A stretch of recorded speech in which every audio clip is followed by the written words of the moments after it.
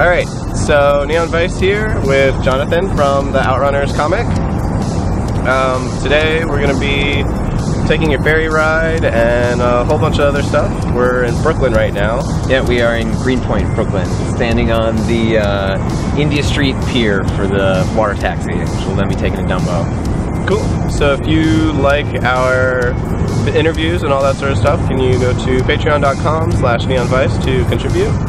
And can you tell us about your site? Yeah, we're located at outrunnerscomic.com. We also have our Tumblr blog, blog.outrunnerscomic, and our SoundCloud set that has all of the synth acts on it. Everybody who's donated music to the comic, we thank them and love them, and you should go check every single one of those artists out. Can you tell us a little bit about why you moved to the city? Yeah, so I grew up in Wisconsin. I'm from La Crosse, Wisconsin originally, but my mom's sister and my godmother lived outside of the city of New York, and we used to come to visit all the time when I was a kid. Okay. So I don't really remember a time that I didn't plan on living here at some point. Nice. And then my older brother and I, who have a pretty close relationship, he moved out here for school to go to NYU, and I would come visit him probably about once a year, twice a year, and then once I graduated college, I just kind of moved out. Did you find work immediately, or? I spent about 2 to 3 months sitting in my apartment trying to beat every Mega Man game while I sent out resumes. So I was on both a video game quest and a job quest. Can you give us a little bit of background on the comic? Yeah, so I started writing the comic in 2009. And I'd always wanted to write, always wanted to work in comics, and a friend of mine gave me the very good advice to just start scripting a page a day, and then also to come up with a sales pitch for it as if I was going to pitch it to a comic book company, even if I knew I was going to put it out for free online first.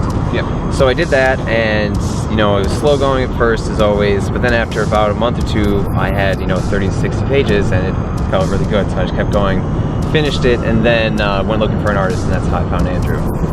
As far as where the idea came from, I've always been a huge fan of movies like The Warriors, movies like Road Warrior. Escape from New York was a big one for this, just in the sort of setting of the world. Yeah, just because you're part of the city and you have to know about the history of the city and all the stories that have been written previously. Yeah, and although the comic isn't explicitly New York, it is explicitly America, and we don't really say the city name.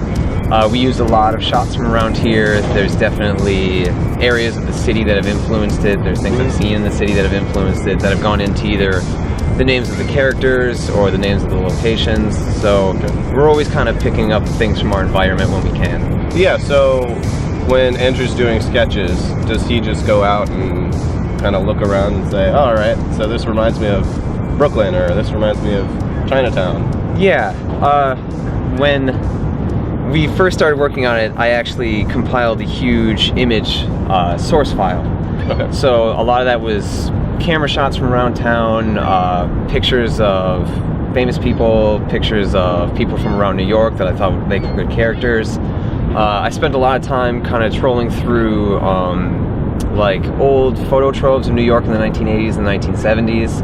Yeah. Because we were kind of going for, that little bit of that grimier vibe. Grimier, and just based on the soundtrack, it's obviously 80s themed. Yeah, there are many homages to the 80s in there. There are characters wearing shirts that have things to do with like RoboCop 1 or 2. Somewhere there's a Big Pig reference in there that Andrew put in. A few of the names of some of the gear that they're stealing in the beginning has to do with, there's some 80s musician names in there. And I should say too, actually, when I was first thinking about doing it, I was listening to Danger's music a lot.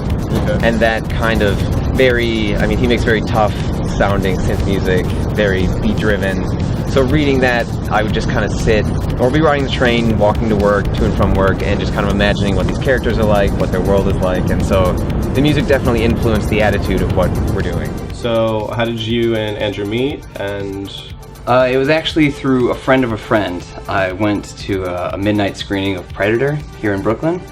And while I was there, a friend of mine who works in comics, I mentioned him, I was looking for an artist, and he said that I should check out his website because he had all of his favorite artists listed on there. Andrew was one of those artists, so I sent him an email, and we kind of had an email exchange for a few weeks. Started meeting up for drinks, to discuss it. He would show me some sketches he'd had, I'd show him some more of the pages, and we just got along really well, and so from there we just decided to start making it. Yeah, so what sort of plans do you have for the comic in the future, and the music, and Yeah, everything so else? the comic in this next coming year, we're going to be publishing our own edition of the first storyline. Probably going to conventions to start selling it, sell it online. We're finally going to be selling our stickers and our patches, so we've got our smaller merch. And the second storyline will go up soon, and then we're going to submit it to Comixology, try and get it in some of the comic reader apps. That's pretty much, those are our plans until the end of the year. Cool. What sort of plans do you have for the soundtrack? Well, the soundtrack, we'd love to be able to have it on Bandcamp, have it for people to download if they wanted to, as right now it's just a SoundCloud set. The only roadblock there is that we have a lot of different artists on it, which is great because it showcases, a wide variety of synth music. But at the same time, we may run into some problems when we're trying to actually make any money off it. We have to divide it up. So for now, our plans are to just keep growing it naturally with any artists who want to give us their music. We'll put it on the set, we'll promote it on site. I mean, that's basically the deal right now that we have is, kind of a handshake. You give us some music, help promote the comic a little bit, and we'll help promote your music, put it on our Twitter, put it on all of our social feeds, make sure it's available. There's also an in-site player, so people can listen while they're reading the comic. So hopefully people who like the book find new music, and people who like the music find the book. Yeah. You've got a few different places that you've showed us around in New York, and right now we're in the Singularity & Co. bookstore, which is my favorite bookstore in the entire city. They have an unparalleled collection of old science fiction and fantasy books. I brought along a few of my favorites I've gotten here, which includes Damnation Alley by Roger Zelazny and The Sleeping Sorceress by Michael Moorcock, which I mainly love for that front cover. That is some pretty cool art. Yeah. Damnation Alley, as you can tell by the guy with the motorcycle on the front, we definitely used this cover image to draw some of the slick. This was kind of the first image that we started looking at. We were like, our bad guys, we want them to look kind of like this. Yeah, so some futuristic 1970s sort of inspired. Yeah, that kind of look. And this book in particular is great. It's about the last Hell's Angel on Earth trying to drive a cure for a disease from Los Angeles to Boston. And much of the story is going to turn into a nationwide trek. So that definitely influenced me. I wanted to do something that starts in a city and then moves out of it. Okay. Let's talk more about that. And so your story is mostly focused in a large city, mainly based off of New York, and we all know that it's like an American city. But it could have turned out different because you originally were in Wisconsin? Yep. When I first started thinking about doing this kind of story, I was driving back and forth between Madison, Wisconsin and La Crosse, Wisconsin, so doing a lot of driving and thinking. And the original plan was to do, a futuristic kind of dystopian story, but set it around a dried up riverbed. Most specifically, the Mississippi had been dried up. But then once I moved here, things kind of started to change a little bit, and I decided that I would really love for the first story to start in a large city, and then to have them move and get to those areas eventually. Okay. So as the story progresses, they're gonna see a lot of that original idea kind of come out more. It's more small towns, sort of what the landscape of a future America would look like, not just in a large city. Nice. And so are you going to be pulling from current events? Because a lot of your story has already kind of mentioned real life things, right? Yeah. We the driving, I guess, antagonistic force in the comic is essentially a rogue police insurgency that decides that they can take over because a lot of them are ex-military, a lot of them have these skills, and they begin to use the gangs as their fodder. The most direct parallel would probably be the way that the cartels function in Mexico right now. I find that to be the most interesting and kind of scary story that's happening right along one of our borders. I also recently read a history of the CIA's involvement in the assassination or just killing of Pablo Escobar. So I found that to be very influential in the way that sort of a higher up police can use, the lower level thugs to do their dirty work for them. Can you tell us a little bit about how you and Andrew work together on the art and how you progress from a storyboard to a completed page? So I sent Andrew the original script when we first started working together, and since then he's had a huge influence on rewrites to the script because the ending changed pretty dramatically from when we first started working together. So we try and sit down about once a month.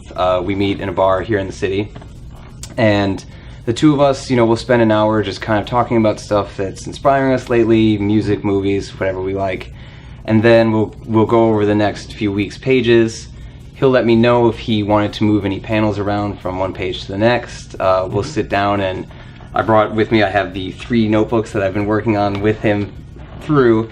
There's lots of scribbles. And we'll take a look at those in a second, and you guys will get to see some more like in-depth processes. Yeah, I'll apologize ahead of time because it's all, bar scribbles and bad handwriting, but a lot of those brainstorming sessions, I mean, we come out of it with a lot of notes and just sort of basic diagrams of where characters are placed in certain scenes. For his work, he needs a lot of spatial awareness for certain scenes. So we'll sit down and we'll say X character is coming in this room, X character is leaving out this door, and again, it's my very rough sketch, and then he'll go back home, clean it up, kind of use it to make the final product. You were telling me off camera a little bit ago that you are planning to do the Outrunners like full time? Yep. Yeah, it's a pretty recent switch over. I mean, I'd always assumed that when the first storyline was finishing up that then I'll need to really throw my weight behind it, because at this point is when we'll be able to get a lot more readers. We have a package to show them, we have a story to show them. So personal investment over the next year is going to be pretty heavy. We're going to start getting our products up. I'm writing the second one, kind of wrapping it up now. We'll start posting that in the fall. And then I have some, comic book pitches, other ideas that kind of started, but didn't really have time to do them, and I had to pick one to focus on, and Outrunners was the one that I felt the most passionate about at the time, and I still do. So that's really kind of the front line, and then on the other side I'll be searching out other writing jobs, trying to maybe find some new artists to work on some other webcomics with. So it's an exciting time. Can you give us a basic description of how the story is thus far? Yeah, so the story begins, we have our group of youths, and they're robbing a truck, and they're going to rob a warehouse that they assume is full of civilian goods. Toilet paper, prepackaged foods, anything they can really sell. They get there and realize that it's all illegal equipment and decide to steal it anyways because it's too good to pass up. In your classic heist gone wrong scenario, the people who they stole from eventually go looking for them, and things kind of spiral out of control to the point where at the end of the first story they're forced to leave their home city. As I mentioned before, the bad guys are sort of a police insurgency, so escaping the city isn't really going to be enough escape for them, as they find out in the future storylines. Right, because they have connections that normal bad guys or whatever. Yeah, they are a nationalized police force, so they can use their resources much more than your average just street gang would have been able to. Cool.